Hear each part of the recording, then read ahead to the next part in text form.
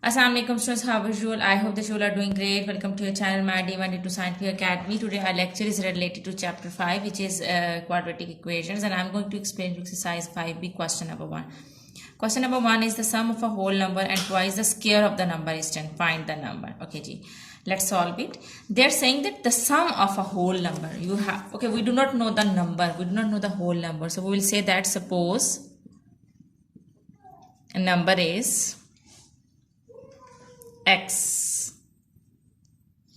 So they are saying that the sum of a whole number and twice if its square. Its square mean x square, and twice mean that you have to multiply with 2, and the result will be it's equal to 10.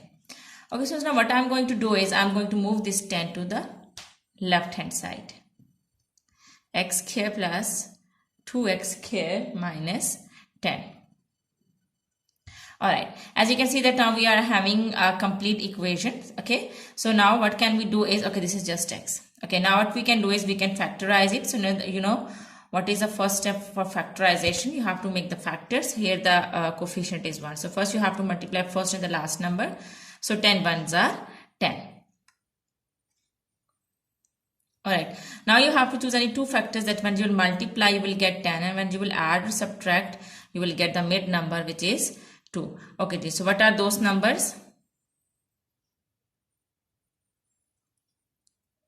So students, now you will move 10 to the left hand side, so you will get x. Actually students, always remember that whenever you write down the equation you have to write down in the form of the quadratic equation. So in the quadratic equation first you have to write down the power, square power. So here this is the square power, so first you will write down 2x square and then x. Now you have to move this 10 to the left hand side, so adding over here, and it will come to this side will be subtracting. So don't forget that you have to write down the equation in the form of quadratic equation. Okay, first the variable with square power, and then the variable with 1 power, and then the constant. This is how you have to write down the square. This is how you have to write down the quadratic equation. You can hear just 0 is left. Okay, now what I'm going to do is, just remember that this is the standard form of quadratic equation, which is ax square plus bx plus c is equal to 0. So first the power is square, then the power is with then the variable is with power 1, and then there is a constant. Okay, so we have written the equation in the form of quadratic equation. Okay, now we are going to make the factor. You know that to make the factor, the very first step is multiply the first and the last number. So when you multiply 10 with 2, you will get 20. And the mid number is here. You can see that there is the coefficient over here is 1. So it means that the mid number is 1. Now you have to choose two numbers that when you will multiply, you will get 20, and when you will add or subtract, you will get this mid number, which is 1. Alright, so those two numbers are 5 and 4. So it means that you will multiply 5 with 4, so you will get 20. And when you will subtract 4 from 5, you will get 1. Okay, the two factors are 5 and 4. Okay, take these two factors.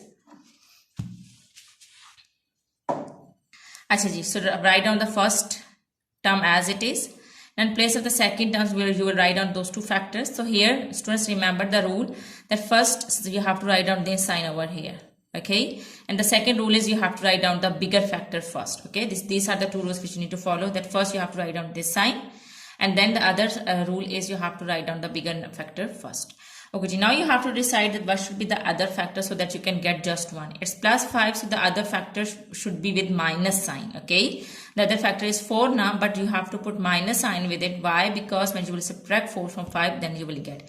You have to choose the second sign according to the first sign. Okay, now write down the last term. We have divided this factor into two other small factor into two other factors. Now write down the last term as it is, which is minus 10. Now what you can take common from the first two factors, as you can see that you can x is here. X is present in both terms, so you can take x common. As this is x square, so just 2x will be left. Okay, and here 5 is here, and x we have taken common, so just 5 is left. Minus, okay, so here you can see that this is 4 and this is 10. Okay, 4 and 10 both numbers are divisible by 5, so I can take 2 common. So 2x, 2 2s are 4, so 2x. So as we have taken minus common, so the sign inside the bracket will be changed. It's minus, so it will become plus. 2 5s are 10. Okay, as you can see that in this whole term and in this whole term, 2x plus 5 is there. So you can take 2x plus 5 common. So take 2x plus 5 common.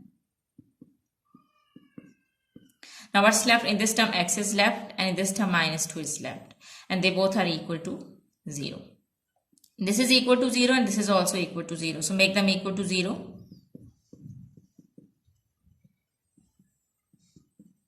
So here now we will solve it for x. X is equal to minus 5.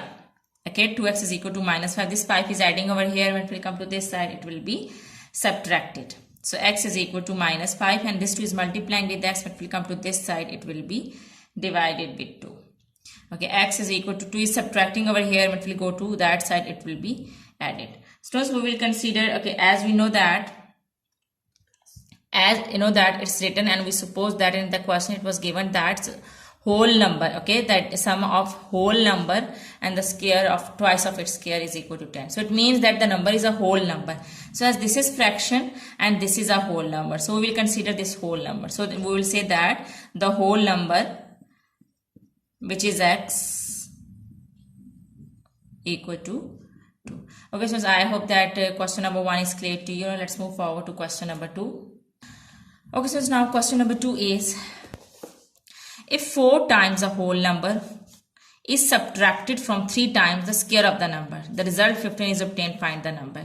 They are saying that if 4 times a whole number, 4 times a whole, if we suppose that the whole number is x, so 4 times a whole number mean 4x, is subtracted from 3 times the square of the number. Square of the number is x square, and 3 times mean 3x square.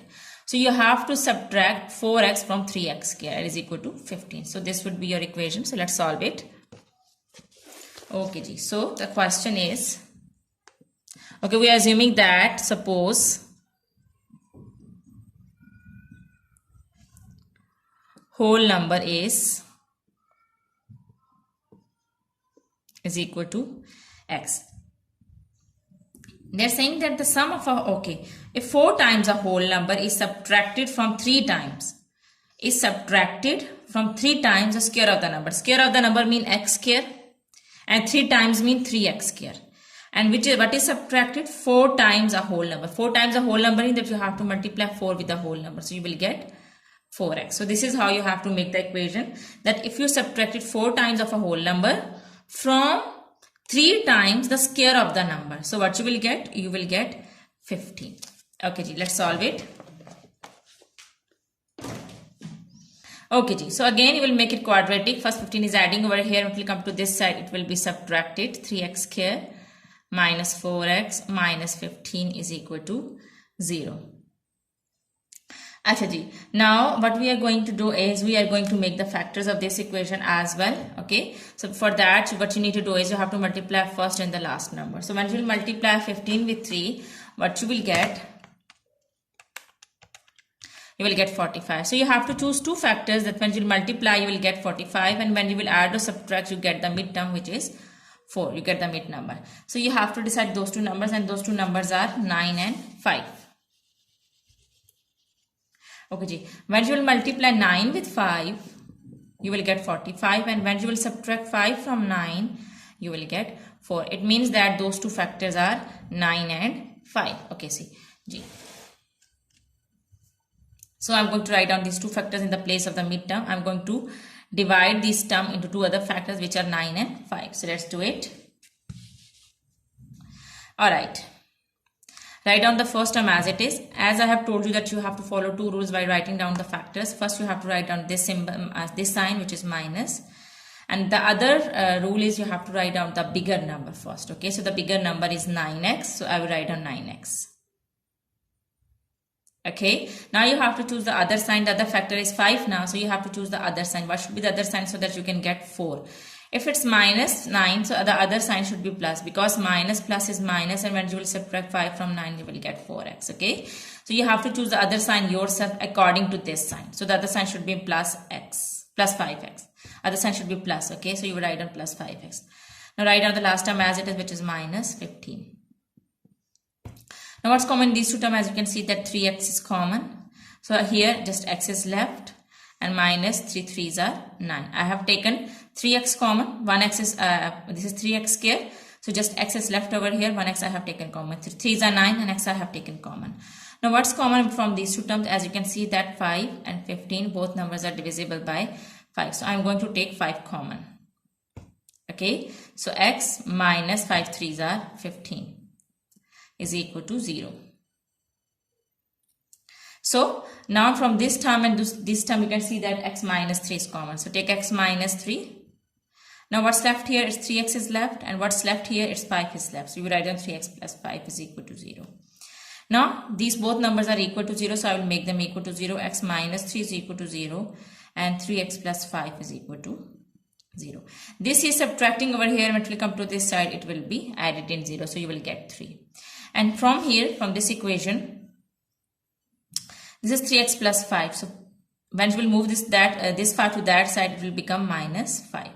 And this 3 is multiplying with that, so when it will come to this side, it will be divided with 5. So you will get minus 5 by 3. I just want to remember that as we have assumed in the question that the number is a whole number. So it means that we will consider this number. So the whole number is equal to the whole number, which is x.